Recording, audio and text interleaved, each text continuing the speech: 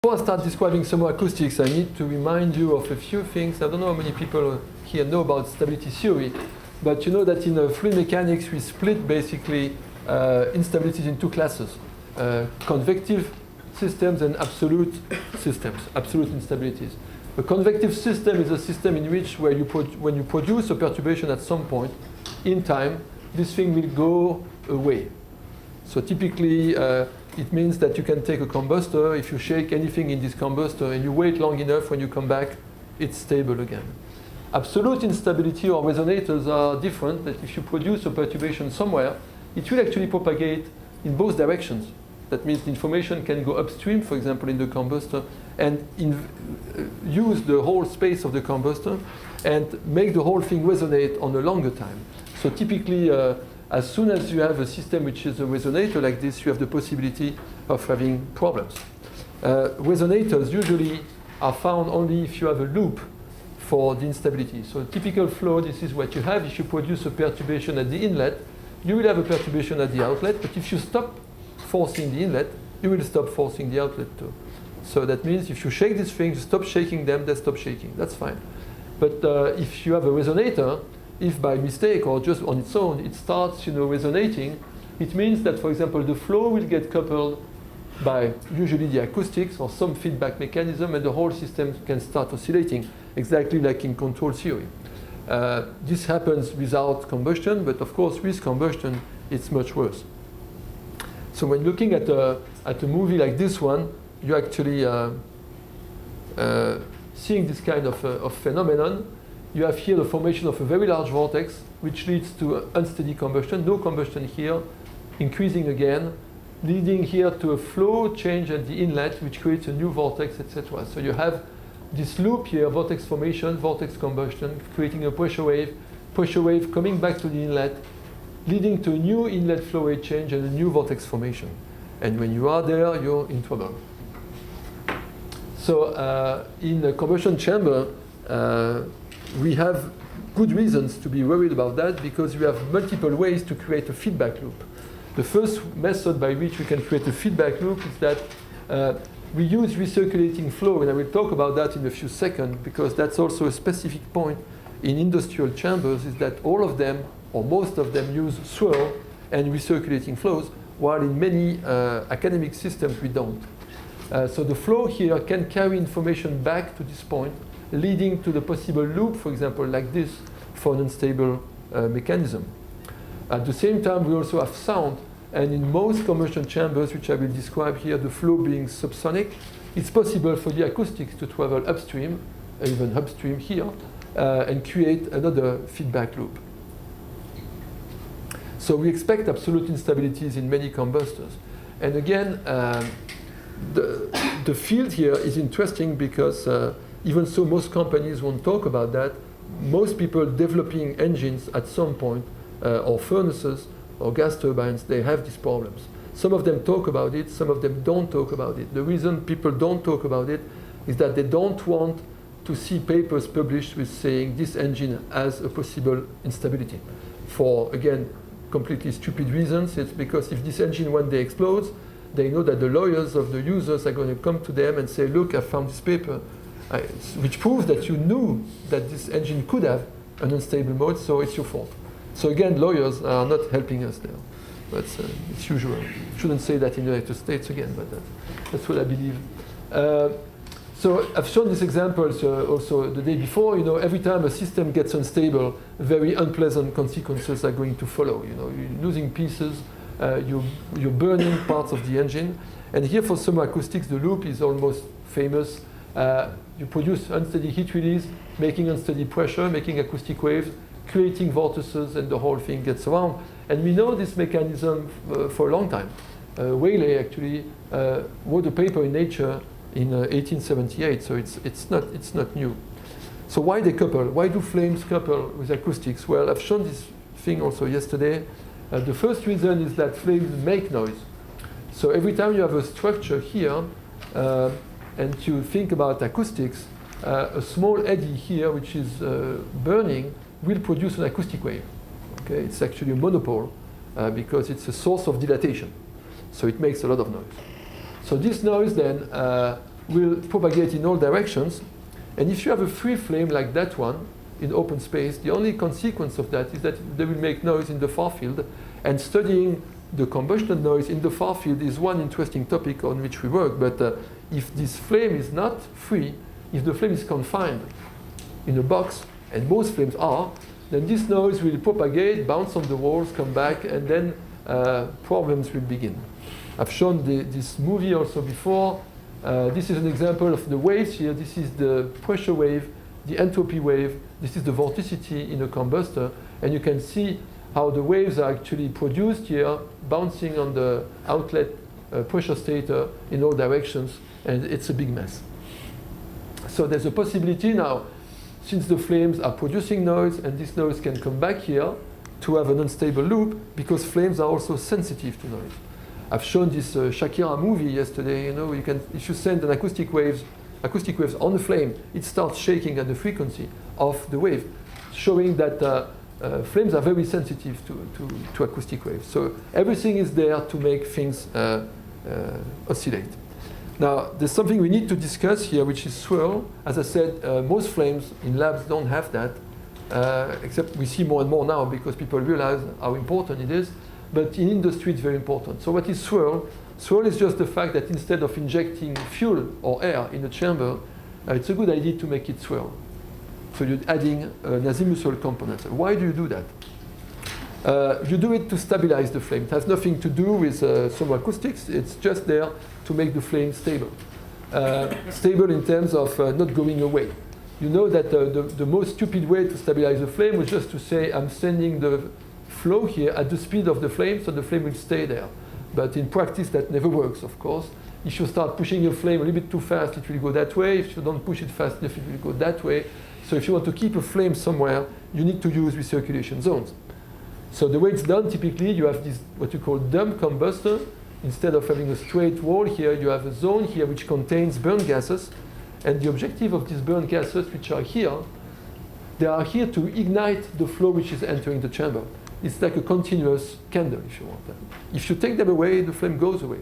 So having a recirculation zone in a chamber with a high flow rate is necessary. The problem is that if you do it that way with a dump zone here, the walls here don't really like it, okay? Because they have to face the burn gases. And it's also a loss of pressure. So it's not something that people want to use. This is where swirl comes into the picture. Swirl has this very nice property that if you start swirling a flow, you actually open the jet here, which is produced by the jet. And if you swirl it strongly enough, you even produce here a recirculation zone, just because when the jet is swirled, it comes into a larger space here. It explodes like this because of centrifugal forces. And you end up having a very large recirculating zone here in the middle of nowhere, no wall. And you can expect that this zone will actually be full of burn gases. And these burn gases will be very helpful to ignite the fresh gases coming into the chamber. If you swirl it a lot more, like here, you can even have a zone which is using almost all of the burner, and the fresh gases have to go all along the walls here. And so that's it's a very big source of hot gases to stabilize the cold gases entering the chamber. Now, swirling flows are studied also by people who are not interested in combustion. That's the group in École Polytechnique in France. They are swirling a flow here. You can see the trajectory of the fluid particles here. And you can see here the big recirculation zone which is created. That's the one we like for combustion. It's a zone which we create for free and which we will use to stabilize the flames. So how do we create this swirl? Well, there are many ways. I'm just showing here an example. This is a turbomeca injector installed in a lab. And you will see that this thing has a lot of vanes here installed just to swirl the flow, so that the air comes through these passages here, and so it's leading to very strong rotation motion. The rotation motion usually has an azimuthal velocity which can be larger than the actual velocity, so it's really turning very strongly. So every time I'm going to talk here about swirling motion, it will look like this. We introduce the swirl here through the passages here, and you see here the blue zone is recirculating. So we have a very large recirculation zone in all these systems, which is used for flame stabilization. Another example here coming from Alstom. you have here another way to do swirl. And as I said 2 days ago, the nice thing about combustion chambers is that none of them looks the same, which proves that no one really knows how to do them. Otherwise, we all use the same. So here at Alstom, they do this funny thing. They take a cone, they cut it in two, and they then move one part compared to the other. And the flow now enters on the side, and since you have this truncated cone, it creates a swirling motion in the middle. So this is the cone here, this is the place where it's cut, and you will see the air is turning here. And of course, they inject here fuel at different places. That's a specificity of Alstom systems. They are quite complicated in terms of fuel staging. You inject methane at different places, and the game is to keep this thing stable. So this is a view of temperature in a burner like this. So you see the cone here, and the swirl is taking place here. This is the iso surface, iso contour of temperature. So you see the flame here is standing in the middle of nowhere. It's stabilized here, and it's happy to stay there because it's in a zone where there is a recirculation here, which can keep the burn gases at this location. So swirl is almost everywhere in industrial flames. One reason for that is that if you would do the same flame without swirl, it would be 2 meters long. Okay? So if you want a short flame, an intense flame, you need to swirl it. It's a very efficient way of doing it. You've seen swirl jets before, actually, without combustion, hopefully. The contrails behind aircraft are very strongly swirled jets. And those are very interesting to watch, actually, because they exhibit a lot of unstable modes that we will also find in combustion chambers. The problem of these systems, unfortunately, is that since they have negative velocities here, they are very prone, very susceptible to combustion to instabilities, even before combustion instabilities, to instabilities. So let me just show you a few examples of instabilities. You can have instabilities along this zone here because you have a Kelvin-Helmholtz mode here because of the velocity gradients. But in addition to that, you have new modes which are due to rotation, new unstable modes. Without combustion, there's an example of Bihan here and UR, where basically you can start seeing this mode here, where the axis of the jet, instead of remaining straight, starts to oscillate. The fact that something which turns can precess has been well known for a long time. Actually, you have here example in the field of solid movement. You know, instead of turning, the axis also is turning. That's called precession. And this guy is not from my family, but it's the guy who did it some time ago. His name is on the Eiffel Tower, I found out last year. He's a famous guy, not me. And so this is the kind of mode also you will see in the sky. Probably you have noticed that swirl jets in the sky don't remain, you know, like two contrails like this. They merge, they do funny shapes. Again, because they are so susceptible to many modes. Let me give you, that's also my previous student did that last year. That's also a good example of swirl jets, and you see here how they're going to connect. And then when they connect, of course, the mixing is very strong and they disappear rapidly. And so you see that every time you introduce swirl into a flow, you have a very clear possibility that you will have all kinds of modes appearing there. So we wanted to have swirl jets in engines because we know they're good for stabilization. Now we have to face the consequences, which are these things are very unstable. So one of the unstable modes which we see in combustion chamber is called the PVC, the precessing vortex core. The fact that instead of having a jet which is just turning like this, the axis of rotation of the jet itself starts turning. So you see this kind of funny shape here. Typically, if you visualize the low pressure zone, the center of the vortex, it will not remain straight, it will start also turning. So now you need 3D eyes to see that. That's an example of an LES here. I think this one is a Siemens burner. You have here the flame surface, and this thing here, the wet zone here, corresponds to a low pressure surface. And I will show many of them in the future here. Remember, a low pressure surface basically visualizes the place where you have a strong rotation. Okay? It's like a way to visualize the center of a vortex. So here, if you look at this thing, you will see that this clear vortex here in the center of the chamber, which is due to the existence of the rotating motion.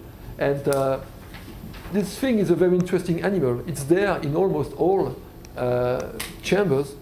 It had never been seen. I think the first time we saw it probably 10 or 12 years ago, people didn't know it was there.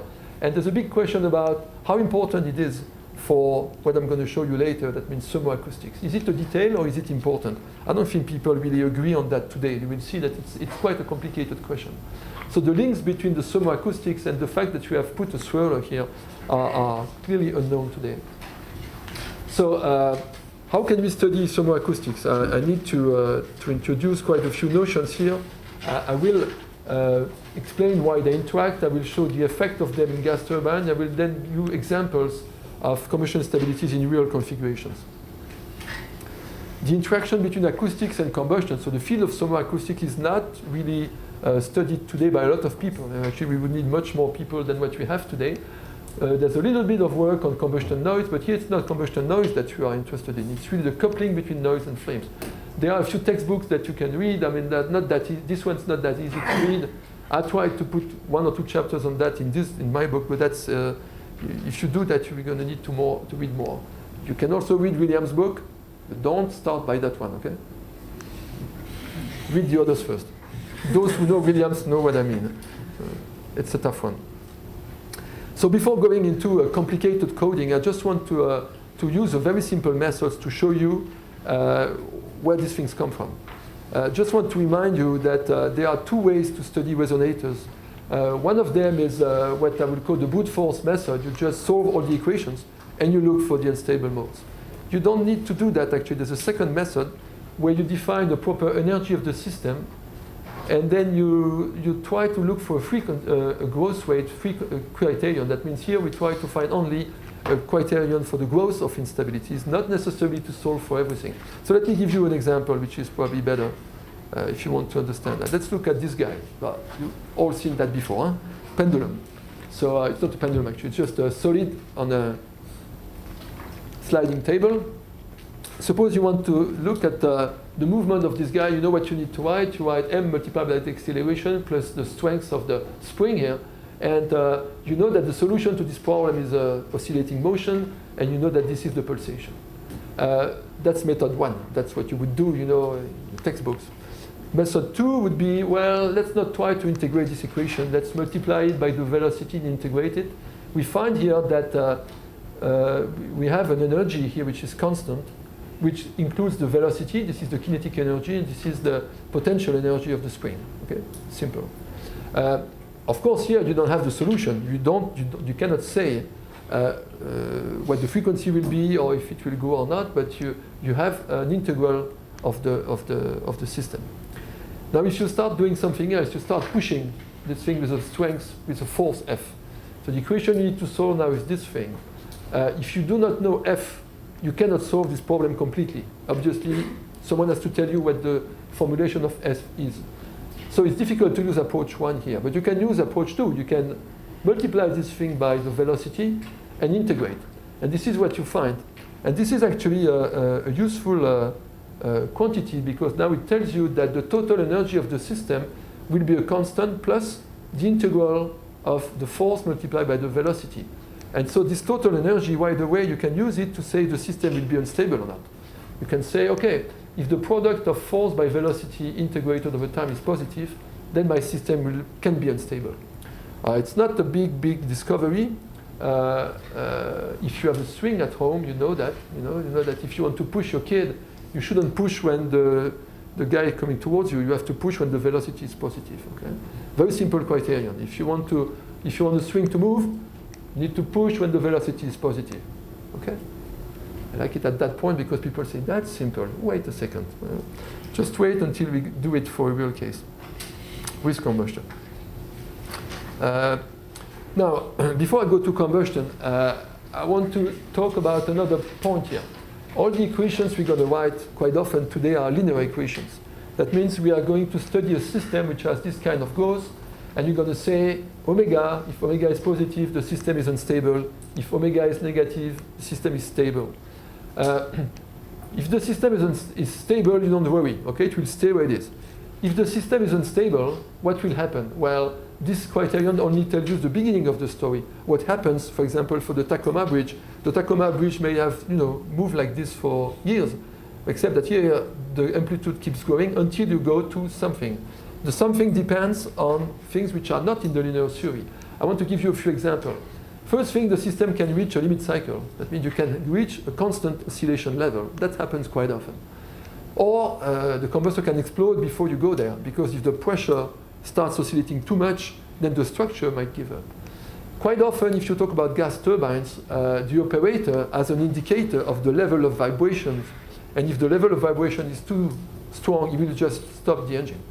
There's a game that gas turbines people don't like to play. It's the game when you start to throw away the biggest blade of the engine as far as you can. Okay? Siemens did it. If this thing can vibrate, one of the blades of the turbine can touch the walls. If you touch the wall, you get a piece of metal big like this, leaving the walls at about sonic speed. Can be 20 kilograms. It goes through the casing, through the people. And I think that the maximum length they got is 8 kilometers. It's like a cannon, basically. So what they do, if they have a problem, they stop the engine. Okay? The manufacturer says if you get more than 10 Pascal, or stop it. So that's one solution. Or the system may also quench. If there is too much oscillation in the flame might not be able to resist its own oscillation. It might completely die. So what I'm saying, for example, if you have a limit cycle, this is what you will see. You will have a growth here of the instability. Usually you have an overshoot here due to nonlinear phenomenon, and then you go to the limit cycle. That's the case where you have a limit cycle. It's interesting to watch this curve, because if you do an experiment, normally you know only that. People come to you and they say, my flame is vibrating. That means they know the limit cycle. They have no way of looking at that. But the people doing stability models, of course, they know only that. Because they have no tool to study this problem. They just look at the linear stability. And the funny thing is that the frequency here, for example, might be different from the frequency here. And the phenomena here are different from the phenomena there. So it's interesting that it's a field where the first thing that you can measure is the limit cycle, and the first thing that you can compute is the linear phase, and so they might be different. Might need to find a way for that, to fix this problem. Now, of course, limit cycles are only one form of result. In other cases, you can have complete explosions. Like that case, you never reach a limit cycle, the engine is dead before you go to that point, and that's the end of the story. And as I said, in industrial gas turbines, we try to avoid that. We try to stop before. Another example is cases where the flame can quench because it's unable to resist to the oscillations, but you won't even hear it because it will happen too fast. So how do we know that? Well, people have been thinking about that for a while, but a good way to study this problem is to introduce active control. So active control was a very active research field 20 years ago, and I just want to tell you a few words about that, because it's quite an interesting method. Active control idea is the following, to say if you have a thermoacoustic instability in the system, it's because you have this loop here where the pressure, which is here, is creating feedback and changing the inlet flow rate, and the whole thing oscillates. This really looks like a Nyquist criterion problem. In stability theory, you can say if I have this loop, I could have a second loop. I could have an external actuation system which does the same thing as that one, but with an opposite phase. So that could actually counteract the effect here, which you see. How would I do that? Well, you can have an unsteady sensor, typically a microphone, and you can have a loudspeaker here. And you can put the loudspeaker on the chamber, and basically what you do is this: you're going to play to the chamber the same music that the chamber is producing, but with a phase lag. The first time we did it in Germany. We took the loudspeaker of the sound system of the student. That was sufficient to do that. And here you just put a microphone. It's actually a very nice experiment to do. You can do it on any flame you have which is unstable. It works really well. So that's an example of the burner we used a long time ago. So it was a simple flame. Here we looked at the noise or at the unsteady activity using a microphone. Here you just have a phase lag, an amplifier, and you send it back with a loudspeaker. This was done in Munich, in Paris, and in Cambridge at the same time. It's also funny when it's something which happens quite often. When you find something great, you realize usually, normally, someone else has done it at the same time. So we published our paper just 1 or 2 years after, 1 year after Haeckel was working at Cambridge at that time. So it's a little bit similar to something that most of you know, which is anti-noise in aircraft, for example, today, or even companies like Bose are selling these headphones that are basically measuring the noise coming to your ears and adding the negative noise on top of it so that it's very quiet inside. So it's the same idea. You're just sending back the noise to the flame. Except here you will see there's a major difference, which I will describe later. So does it work? Well, it works really well.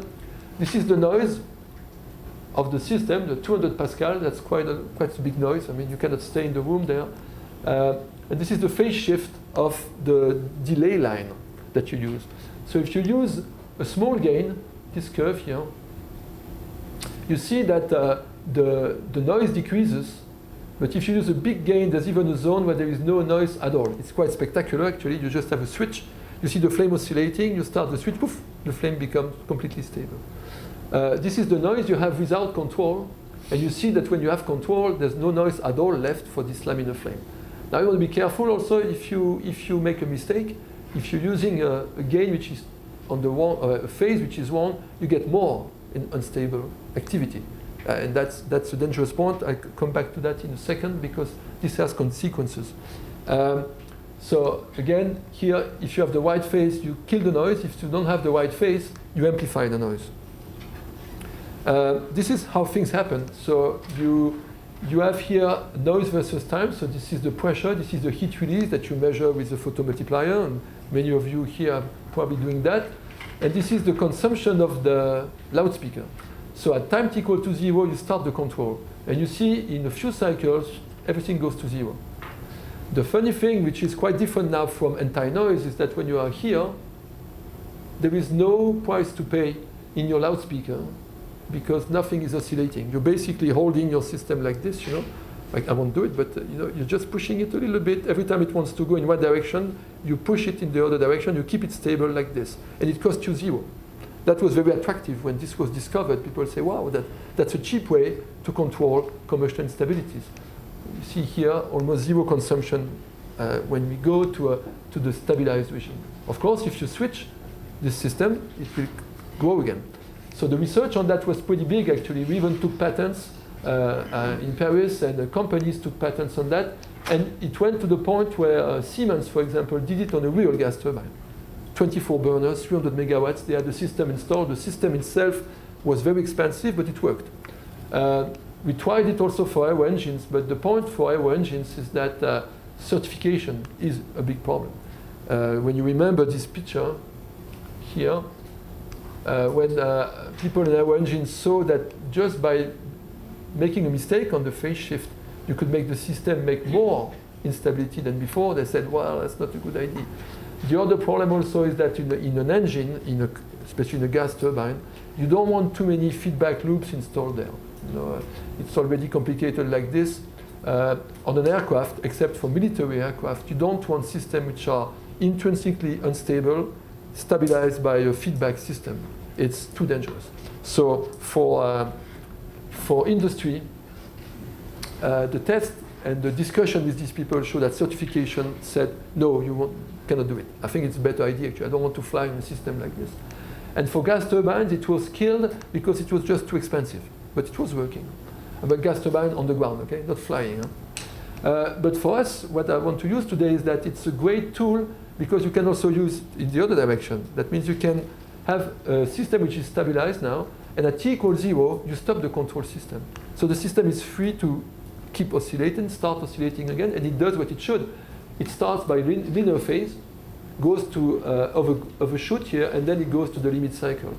And the nice thing about it is that I can create that as exactly as the time that I want. I just have to switch the system off, and I can look at the linear phase I was describing before. I can even measure the growth rate here, and I can compare it to a model, for example.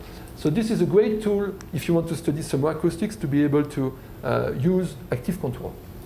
Now, we did that also for turbulent burners. I want to show these examples because in these examples we'll have not only active control, but you will see that we'll have quenching. And this is the way we prove that the quenching in this burner is actually due to instabilities. So this burner works like this. It's a turbulent flow. So in a turbulent flow, of course, noise is not zero, even if you don't have instability. You have here the spectra with the control, and here the spectra without the control. So with the control on, you have a turbulent combustion system. Without the control, you have the turbulent combustion plus a big peak here, 24 dBs here. That's huge, which is dominated by the unstable mode. And it's a stable mode is very strong. So what you do with active control, with this system, you can compare the maps that you have without active control and with active control in terms of flow rate of propane, air flow rate. You know, this is the map most of you are plotting when you do experiment. This is the map of the operating regimes. And in this system, you have different zones here without control. If you are here, you can have a flame working. Great. If you are here, you cannot ignite a flame. It won't survive. And if you are in the wet zone, you will have an unstable flame. And it's actually striking that in many of these systems, people will report the same behavior. They will tell you, I go from a stable flame, no noise, to an unstable flame, to something which quenches. So even in the map, there is a suggestion that instabilities are linked somehow to extinction. Now, when you go to control, this is the map that you obtain. All these points disappear. You are able to have a stable flow everywhere here. And this twisting point I want to show you is point B here. You see this point B can be obtained with active control, but it cannot be obtained without active control. So what I'm going to do is to start with active control and release the control. Let it go. And you will see that the flame will quench.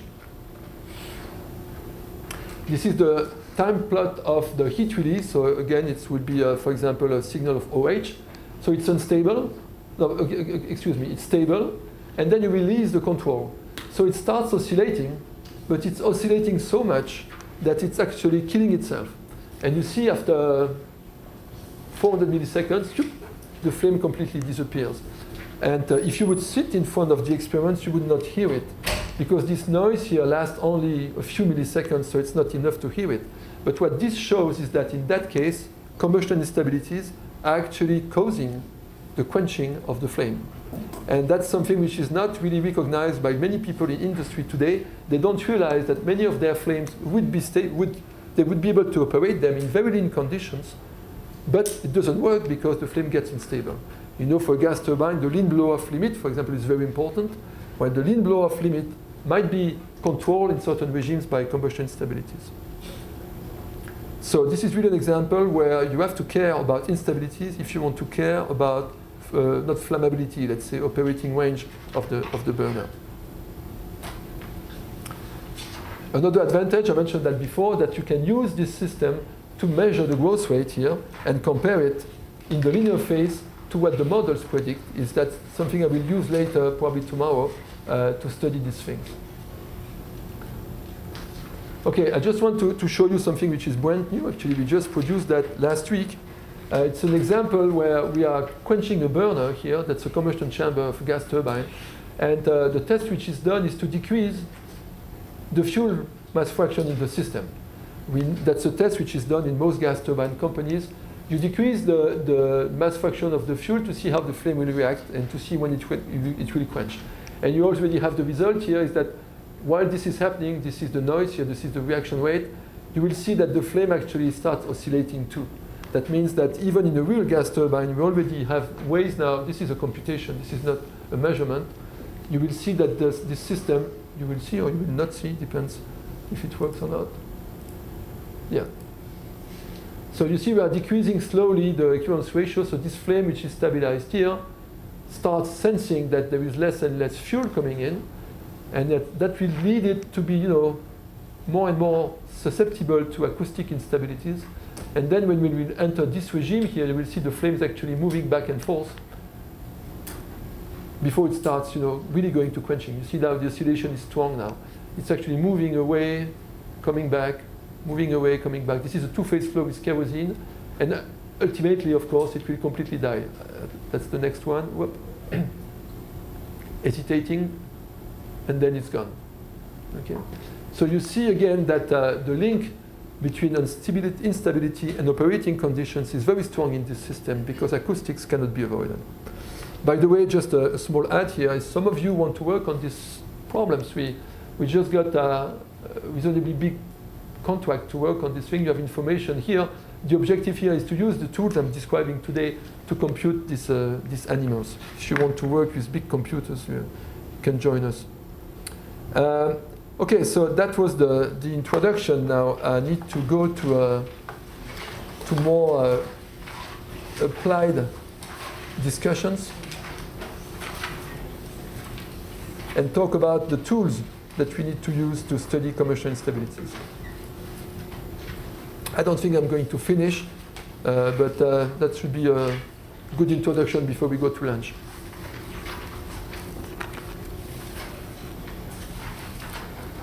Okay, so now we need to start talking about the tools. I've finished, the description, I would say the phenomenological description of these problems.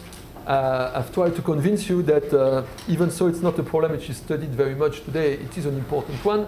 Now the question is, how do we study that? Just before we start, who has followed the course on acoustics here? Okay, I need to go slow on that. Huh? And who knows what the Rayleigh criterion is? More people than acoustics. Interesting. Okay, so that's the outline of what I want to talk about. It's a long list. I will start first with non-reacting flow acoustics. Just make sure that we all understand what we're talking about here. And I will go to reaction cases, the different methods, the fact that impedances are important. I will define what impedances are. I will define what flame transfer functions are. And I will describe the different solvers we use to do that. I will not finish before lunch. Huh? So let me start with the case here of what is acoustics in non-reacting flows. It's a simple case, but you will see it's not that simple rapidly. We start from the classical conservation equations, compressible. And I will consider first a case which is the simplest acoustic case you can consider, 1D flow in a tube. I will suppose that the flow is isentropic, so I don't need to care about energy equation for the moment. I know that the pressure and the density are related by P equal rho gamma, rho to the power gamma, which means that the pressure perturbation P prime are linked to the density perturbation rho prime by the sound speed. I know you should know it because Moshe has done it yesterday in his course. Should have done it last year at the same time. So that means if you have any perturbation of density, you can back up the perturbation of pressure with this link. So if you suppose that we are, for example, in this room, and that the mean velocity is 0 and the mean pressure is P0, 1 bar, you can say that now the velocity, if you have perturbation, is 0 plus U prime, P0 plus P prime. You plug that here and you linearize it. I will come back to that in a second, but this is the linearized equation you find. Rho 0 is the mean state, U prime and P prime are the perturbation. Again, that's basic equations for people doing acoustics. I apologize for them. They can sleep for 10 minutes if they want. You combine these two equations to find the famous wave equation. Okay? 1 over c squared, derivative of P prime, second derivative, minus the Laplacian of pressure equal to 0. This equation has simple solutions, basically two solutions in 1D. Either it's a wave going to the right direction, or it's a wave going to the left direction. The solution of this equation is simple in the sense that any signal f will be convected if you have P prime equal f and U prime equal f divided by rho c.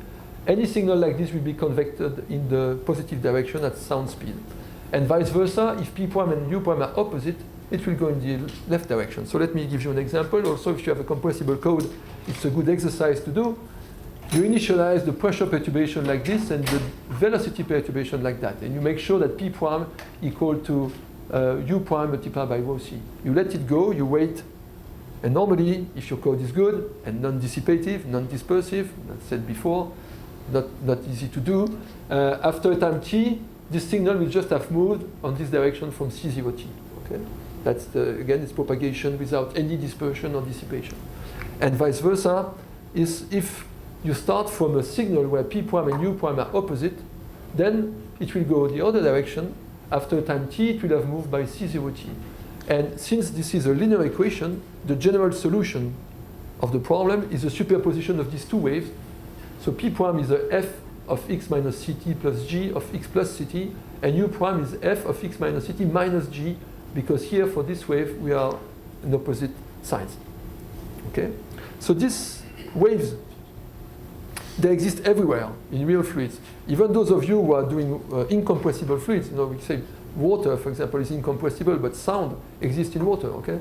It's just that we don't need to care about it when we do fluid dynamics in water. But in all fluids, you have sound waves.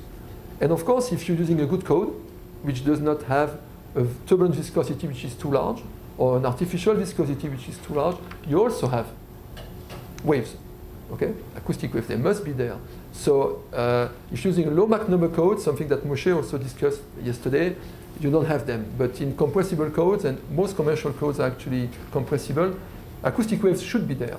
They are not there because of what I discussed before. They are killed by the poor quality of the scheme, but they should be there. The point about these waves is that, again, if they just travel in the domain, it's not a problem. They are a problem if they couple with the flow, and I will discuss that in a few seconds. Before I go to the combustion case, I want to come back to the non-reacting case and introduce a few tools which are quite helpful to understand what you're doing with the code.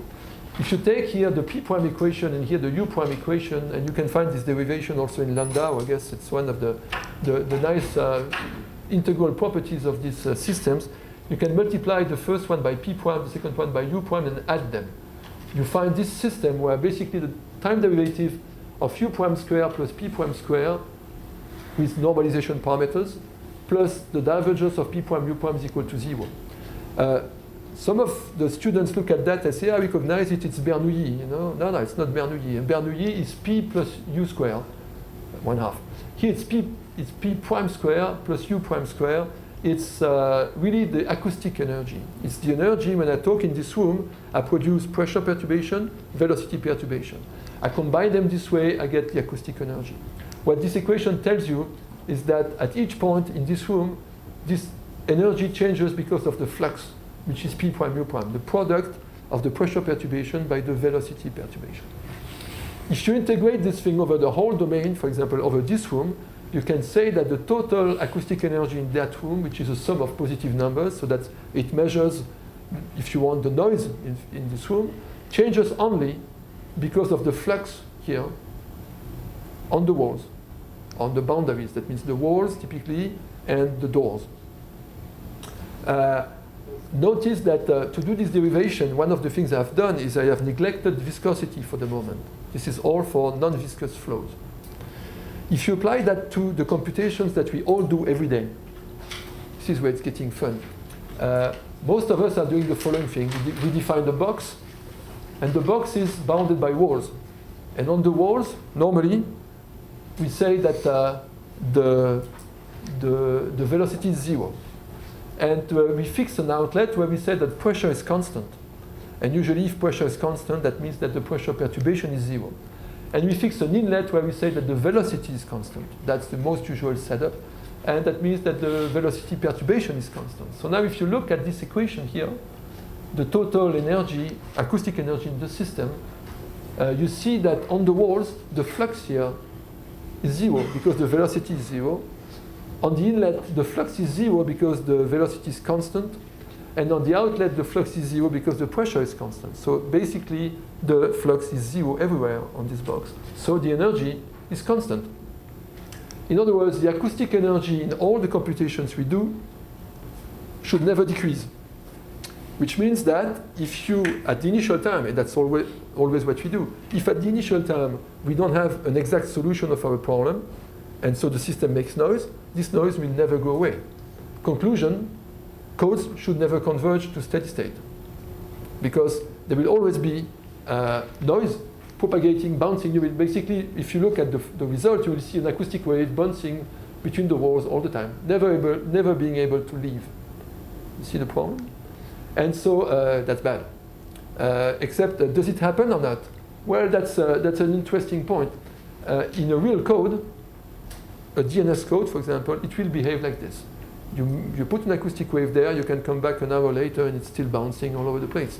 If you do that in the once code, of course, that does not happen. You all know that you never have problems with acoustic waves in the once code. Why is it so? Well, it's so because you have here a dissipation term. Where does this dissipation term come? Well, actually, I just described that. It comes from turbulent viscosity and artificial viscosity. And these two terms are very large. This is why in a once code you create the acoustic waves and they die right away. So the code can converge. But we should not do that in a real situation, in a good LES code. If we want the waves to go away, we should work on the boundary conditions here and there to let the waves go away, not dissipate them by, I would say, a non-physical solution. Okay, I think I'm going to stop here. I'm just at the point where I should start acoustic interacting flows. So for today, it's enough. Let's see you tomorrow.